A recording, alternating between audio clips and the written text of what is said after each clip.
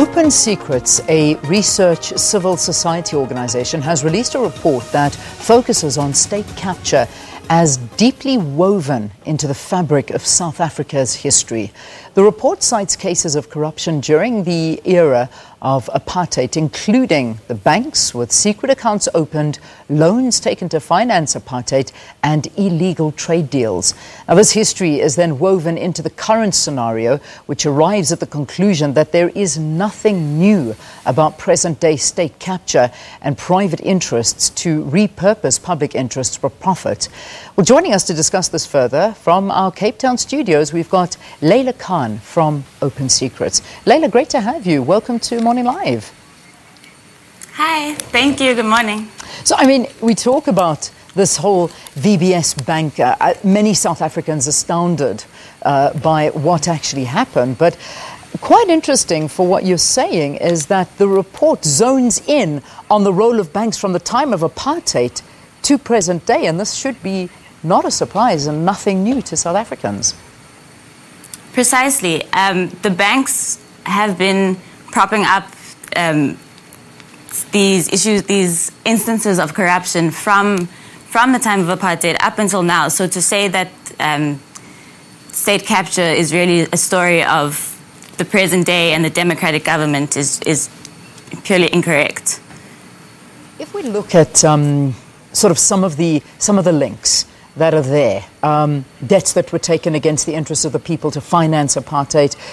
If we look at the kind of banks that we're talking about, who are they? I mean, give us a little bit more background. So we look at a few case studies in this report. It's by no means the entire story. We choose a few selected case studies that we think show a systemic story. So we look at, for instance, Nedbank, all of the state capture banks, Bank of Baroda. We look at banking services involved in the social grant saga, such as Net1, Grindrod Bank. We look at, the apartheid banks like Credit Bank Luxembourg, who funded the apartheid government, buying illegal arms during sanctions. And we also look at the auditors and the role that the auditors play in facilitating all of these illicit transactions. And I think the important thing to note is that it isn't even about these specific banks, really. It's about a system that allows these banks to continue to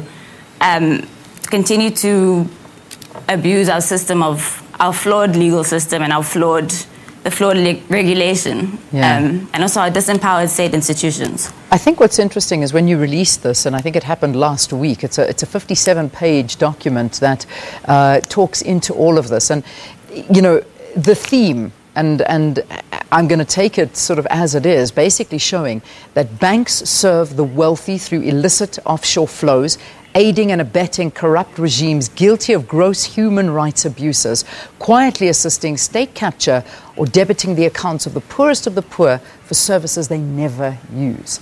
I mean, it's heartbreaking to an extent, because one would think that sort of came to an end, but it obviously never came to an end. Exactly, and that happens because we only really deal with a part of the story of state capture when we just talk about the public sector. It's really, really important, and that's what we try to highlight, that the private sector, the banks, and all of these corporations that are surrounding these transactions are also profiting, and they're the ones who are facilitating, and they're the ones who are getting away with it. Yeah.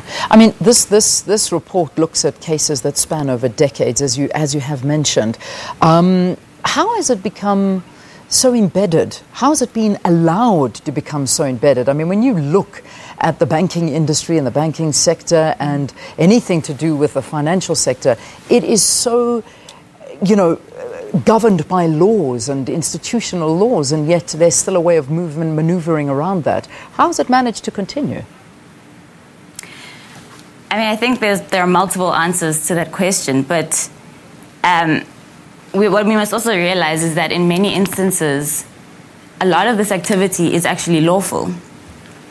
So we have profit shifting happening, tax avoidance that happens on a large scale, and all of these corporations really like exploit that system and try to skirt the lines of the law. And we also obviously have a history of these issues not being dealt with. We have, instances of the democratic South African government having to pay debts to foreign banks, foreign countries, who are actually lending us money during a period of sanctions. And so there's actually just a culture of impunity and a culture of actually seeing the banks as victims in some situations. And we see that now again with the Zondo Commission and the banks approaching the Commission and stating that they have been bullied and victimized by the Guptas and the ANC. And so we're really trying to change that narrative. Yeah. I mean, I also see that one of your investigative journalists actually worked on a story, and I think a couple of different instances where, and I'm reading about this and I find this very, very fascinating, is that they, instead of all these bureaucratic checks and all of that stuff, was able to open up a bank account in the UAE using a fake ID. And it was allowed because they thought that this was a wealthy Chinese banker, so, it didn't matter. You weren't a normal person, you had money. I don't know what the difference is between a normal person and a person with money, but clearly when it comes to the banking sector, it makes a major difference. No, precisely. And the problem is that the banks should be performing the due diligence so that this doesn't happen in the first place. And as with the auditors, right? Exactly, they're not, and they're not being held responsible for not either. Where are the regulators in all of this? I know this question has been asked over and over again, and we look at VBS, and the question we keep on asking, where are the regulators in all of this? The regulators are disempowered at the moment. They are, again, there's also this question of trusting the auditors, right? So we have internal auditors and external auditors, and state institutions like the Reserve Bank are sort of taking the financial statements that the auditors have said are legitimate as on their face value, and that's just not the case. Like we need state institutions that are much more rigorous and much more willing to actually, critique the banks and critique the auditors. I like one of the assertions that's made, and I think this is going to relate to the majority of our viewers, and we all feel this way, we really do. What you're saying is that due diligence performed by banks was reduced by 40% for high net worth individuals or companies, while those they deemed of less value had to use what little time they had jumping through hoops to try and prove everything is right.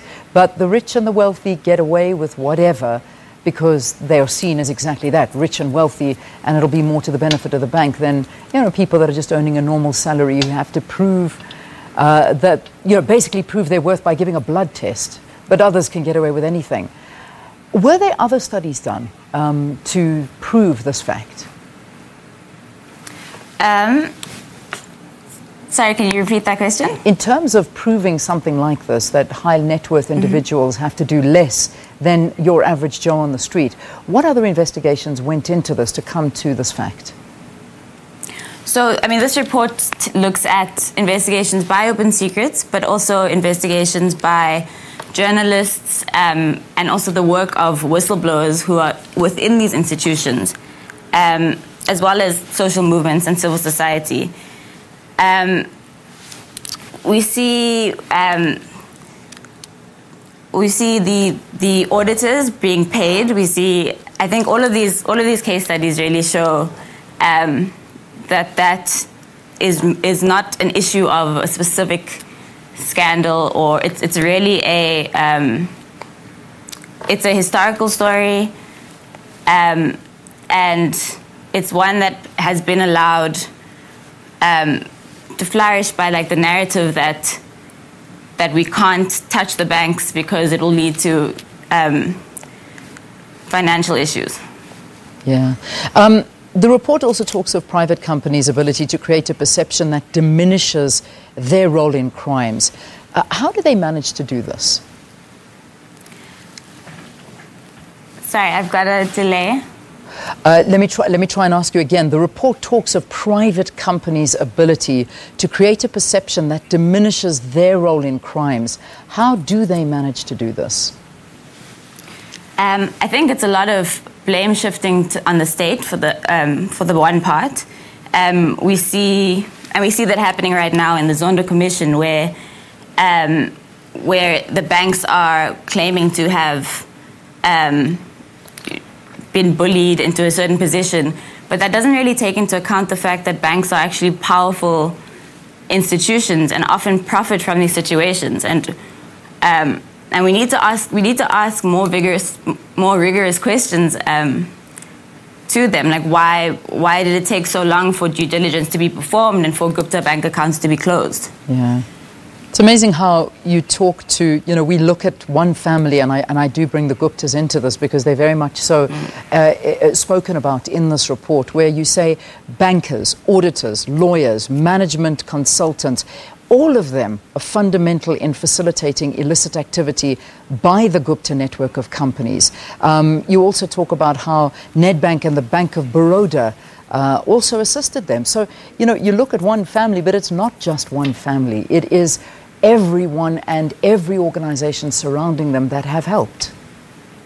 Exactly, and it's so important to recognize that the story of state capture does not start and end with the Guptas, because until we realize that, our system will remain vulnerable to corruption in continuing on to the future. So even if we deal with the Guptas individually, if we don't recognize that it's systemic, we don't strengthen the regulations, the law, the state institutions, so that this doesn't happen in the future. Yeah. You also blame the NPA for its failure to do its work. Let's talk about the NPA for a bit. How have these cases actually been reported?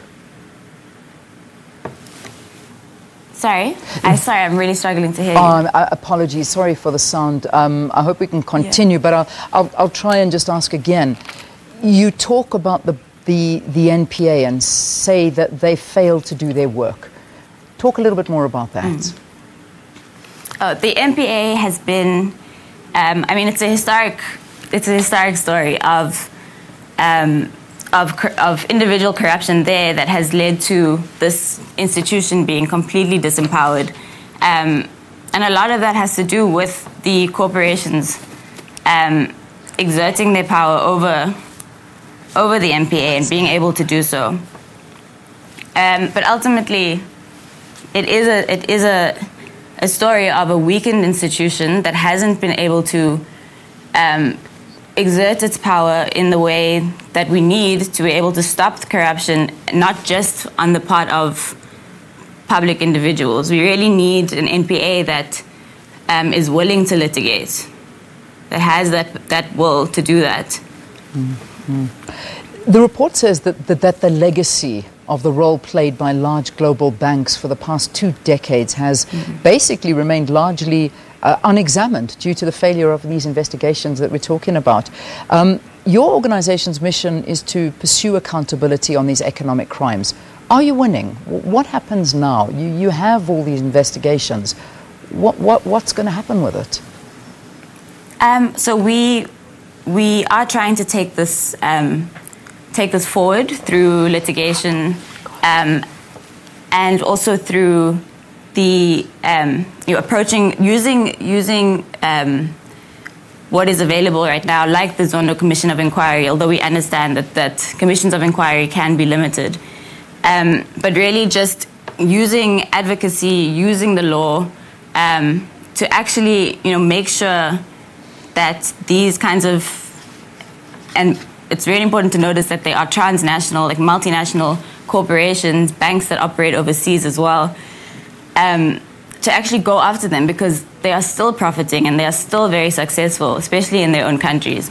And so we are making that a priority, and I think that this report is the first step to do that, because it helps to shift that narrative.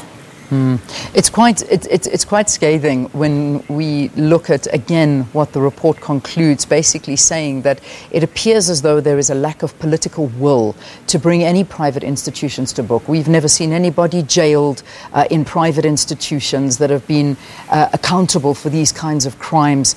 You know, they'll continue to do this unless there is accountability, and yet the political will doesn't appear to be there. It's civil society and organizations such as yourself that are pursuing things like this. What needs to change? I mean, it's state money that's being used illegally at the end of the day. Why do you feel there isn't political will? I think that, I mean, we know that many of people within the state are also compromised, right? So that, and like you say, it is an issue of flawed accountability system. So we don't have the proper measures that actually drive people into action to like do the work that they are supposed to be doing, to hold people accountable. So, I mean, what needs to change is that regulation needs to be strengthened, state institutions need to be strengthened, and also we need to consider or question how profit-seeking corporations get to be put in charge of social goods like pension funds and social grants when ultimately they are profit-seeking. And so we do see situations like with SASSA, with the social grants saga, and with VBS and the Bophelo Beneficiary Fund. Yeah. And so really all of these things, again, it's a system, right? So we also need the due diligence to be taken seriously. We need the auditors to be doing their job so that it's a system that actually doesn't allow for infiltration of corrupt individuals. Well, listen, we thank you so much for talking to us here on the program. The report is out, it's available. I imagine we can just pop onto your website. You'll be able to read the whole thing there. opensecrets.org.za.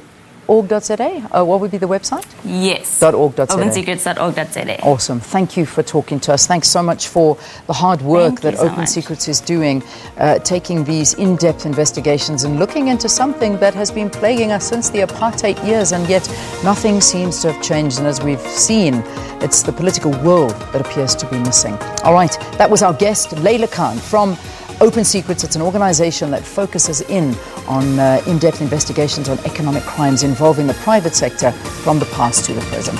Let's take